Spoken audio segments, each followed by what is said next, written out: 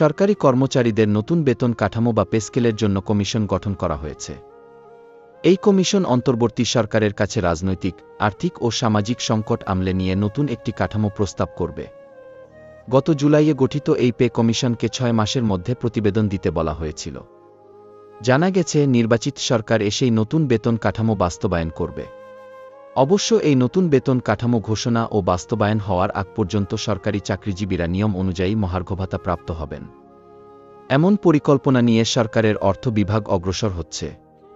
আগামী বছরের ফেব্রুয়ারিতে জাতীয় নির্বাচন আয়োজনে জোর প্রস্তুতি চালাচ্ছে সরকার।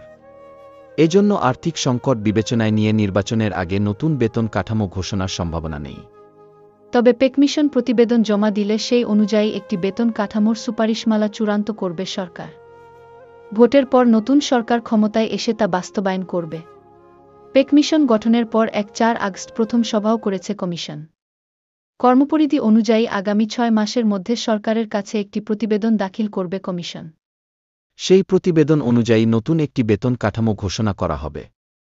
কিন্তু কমিশনের প্রথম সভায় গুরুত্বপূর্ণ ইস্যু হিসেবে বিবেচনায় নেওয়া হয়েছে দেশের বর্তমান রাজনৈতিক, অর্থনৈতিক ও আর্থসামাজিক অবস্থা।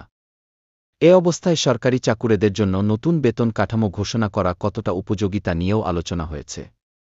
অর্থ উপদেষ্টা ড. সালেহুদ্দিন আহমেদ বলেছেন, নির্দিষ্ট সময়ের মধ্যে কমিশনকে প্রতিবেদন জমা দিতে বলা হয়েছে।